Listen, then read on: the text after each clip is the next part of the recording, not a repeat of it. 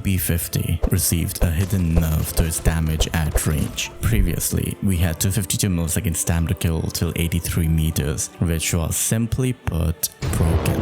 But now it does 16 damage to the legs, giving us 378 milliseconds time to kill. If you can hit 3 shots either to stomach or chest, or 1 shot to the head, then time to kill improves to 315 milliseconds. But it also cuts the effective range of BP50 from 83 meters to 35 meters, while keeping BP50 usable at range. This is how BP50 was supposed to be. Why devs didn't even put this major change as a balance change, because it was a mistake letting BP50 have 83 meters of 252 milliseconds time to kill.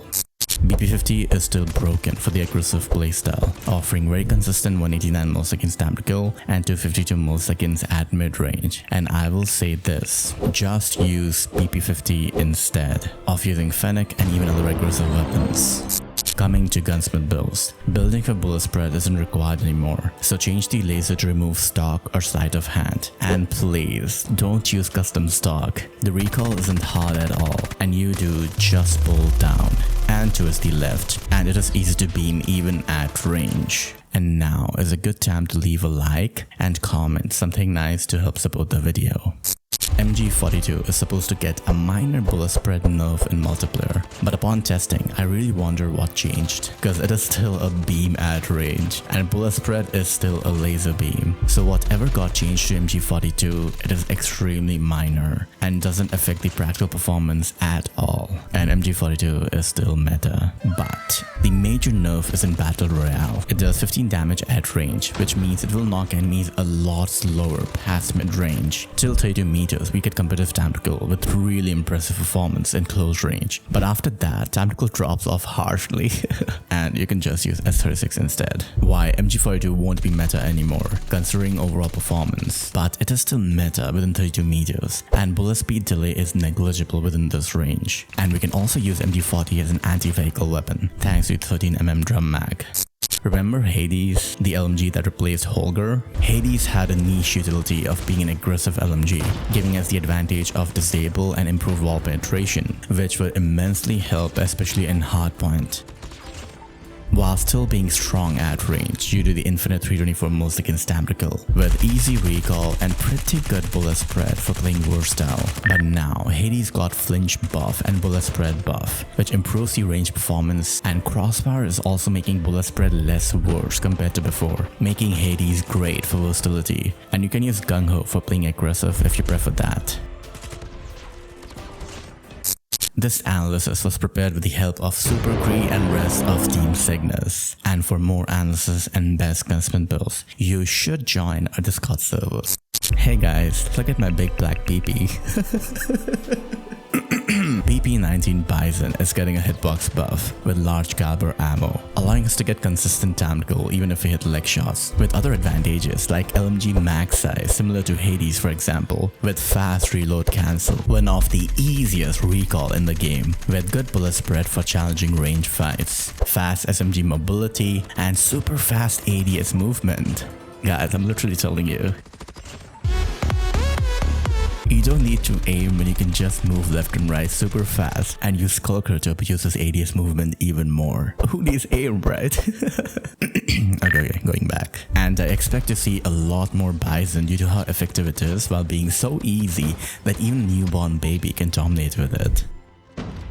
AK-117 and Peacekeeper are two of the off-meta versatile assault rifles that have been popular for quite a few seasons now. 117 had an issue with ADS movement, and it is getting 8% faster ADS movement, which may not look like much, but it does help, offering 3.5 meters per second ADS movement, and use Skulker to improve it further. And the Gunsmith might seem to have slow ADS speed, but AK-117 has a special feature, which allows us to use slow ADS builds without any issues. And watch this analysis to know more. I love you guys. Peacekeeper is getting a range buff. The previous 34 meters effective range will become 39 meters, which is similar to how it was back when Peacekeeper was initially released. So this buff is mainly reverting the previous nerf back. And yeah, use this Gunsmith for it. By the way, people are sleeping on the Peacekeeper and I will need to make an analysis on it just to showcase how amazing Peacekeeper is. But you know what? Just use BP50 instead.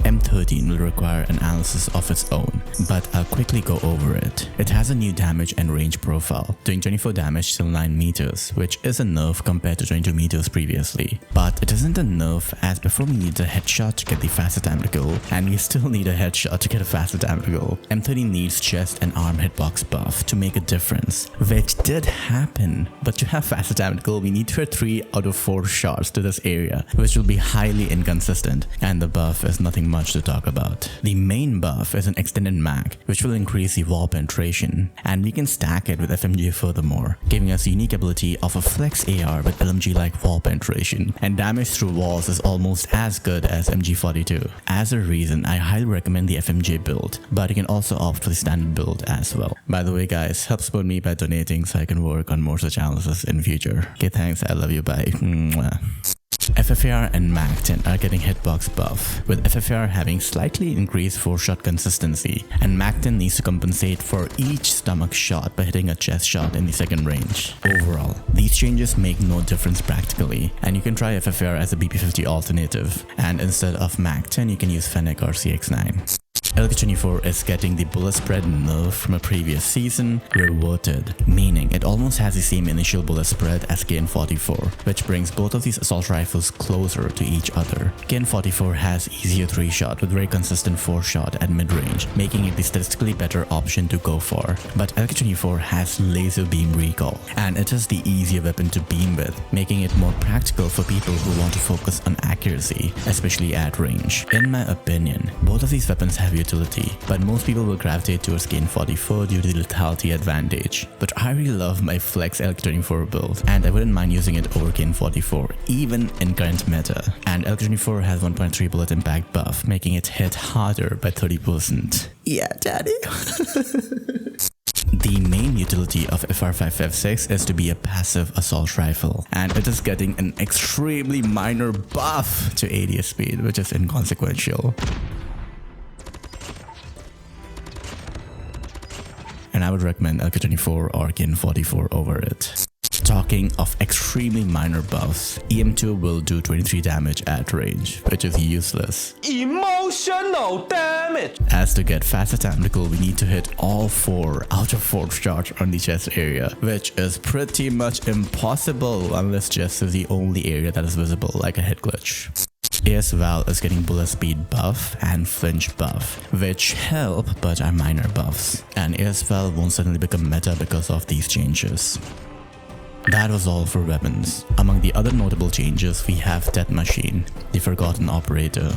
Death Machine has a capability to 2-shot with very fast time to kill, which is in the range of 50 milliseconds to 100 milliseconds, depending on the fire rate. But the problem was, we either needed 1 chest shot or 1 headshot for the 2-shot, making it very inconsistent, but it is getting a buff, and now we only need to hit 2 shots either to chest, head or arms, making it a larger hitbox, improving the consistency of the 2-shot kill. And if we fail to get 2-shot, then it will 3-shot by default, making it a competitive and worthy operator to use, especially in competitive matches. By the way, we will be doing an operator skills analysis and comparison in this season, and even rank them.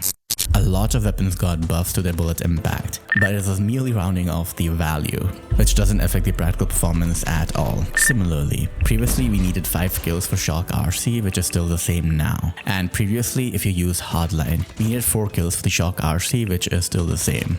These values may change depending on how many assists you have, but in terms of kills, Shock RC is still the same. But BP50 is still a problem, and watch next my top 5 weapons to defeat BP50 with, and I will see you on the next video. Bye.